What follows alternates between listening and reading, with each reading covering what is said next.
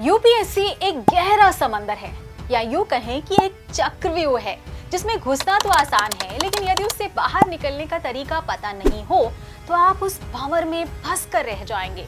और जब तक आप बाहर निकलने का रास्ता ढूंढ पाएंगे तब तक शायद बहुत देर हो चुकी होगी। जीवन में लक्ष्य बड़ा रखना बहुत ही अच्छी बात है, लेकिन यदि वह लक्ष्य आपके प्रयासों से दिन प्रतिदिन बड़ा होता जा रहा है तो आपको भी समझना पड़ेगा कि शायद आपका लक्ष्य वो नहीं है जो आपने अपने लिए चुना है, बल्कि आप तो किसी और काम के लिए बने हैं। नमस्कार, स्वागत है आपका प्रभात एग्जाम के YouTube चैनल पर। एक ऐसा प्लेटफॉर्म है जहां आपको मिलती हैं सभी कम्पिटिटिव एग्जाम से जुड़ी महत्वपूर्ण जानकारियां जो आपको किसी भी एग्जाम में सफल होने में काफी मदद कर सकती है। अगर आप हमारे YouTube चैनल पर पहली बार आए हैं तो हमें लाइक और सब्सक्राइब जरूर कर लें, और हमारी लेटेस्ट वीडियोस और अपडेट सबसे पहले आप तक पहुंचे इसके लिए वो बेल आइकॉन है, उसको प्रेस करना ना भूलें। दोस्तों, पिछले कुछ दिनों में एक चाय की दुकान की चेन यानी कि जो टी जॉइंट है उसने बहुत नाम कमाया है, जिसका नाम है चाय सुट्टा बार।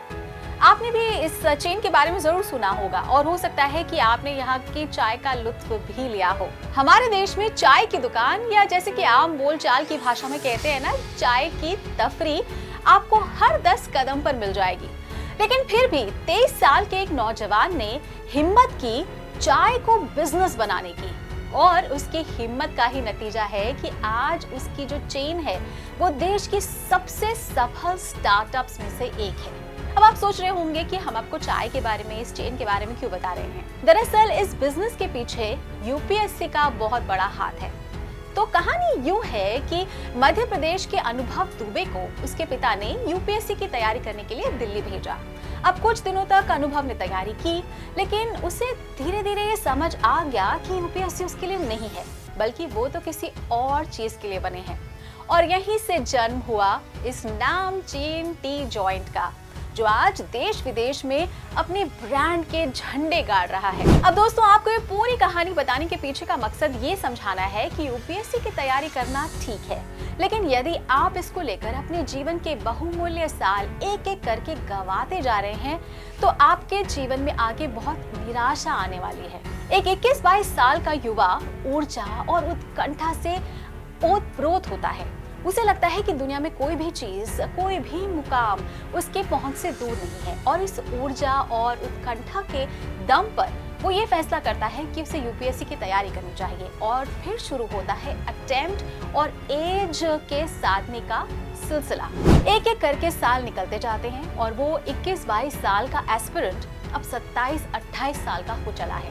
उसने अपने 4 अटेम्प्ट्स भी ले लिए हैं, लेकिन जीवन में वो आज भी वहीं खड़ा है जो 6 साल पहले जहां से उसने शुरुआत की थी। और उसके कई साथी जिन्होंने अलग रास्ता चुना था, वो अब अपने जीवन में सेटल हो चुके हैं। वो अब अपने करियर को एक सेट पाथ पर लाने की कोशिश कर रहे हैं, जबकि उस ऊर्जावान युवा को आगे कुछ सूझ ही नहीं रहा है। तो इतने साल असफलता झेलने के बाद मन में कड़वाहट भरने लगती है और धीरे धीरे फ्रस्ट्रेशन, डिप्रेशन का रूप लेने लगती है, और यहीं से शुरू होता है डाउनफॉल, जिस पर ध्यान नहीं देने से पूरा जीवन खराब हो सकता है। अब जरा सोचिए कि उस एस्पिरेंट की स्थिति का कारण क्या है, यूपीएससी या फिर वो खुद। तो क्या यूपीएससी ने उसे जबरदस्ती परीक्षा में बिठाया? नहीं। क्या यूपीएससी ने उसे कहा कि सब कुछ छोड़ छाड़ कर सिर्फ उसी पर फोकस करे? नहीं। तो कहने का मतलब ये है कि ये सिर्फ और सिर्फ उस एस्पिरेंट का फैसला था, और आगे वो क्या करेगा ये फैसला भी, ये निर्णय भी उसी का ही होगा।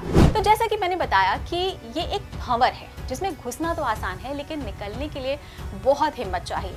तो कई बार लोग लाग की वजह से तो कई भविष्य में सिलेक्शन हो जाने की उम्मीद में जो एस्पिरेंट्स होते हैं वो इसी भंवर में फंसकर रह जाते हैं।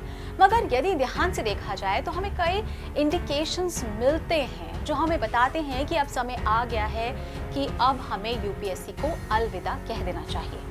और इन इंडिकेशंस में सबसे पहला है डिप्रेशन।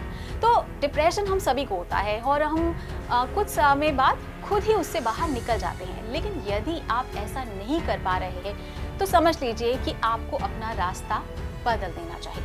और दूसरा इंडिकेशन है पढ़ाई में मन नहीं लगना।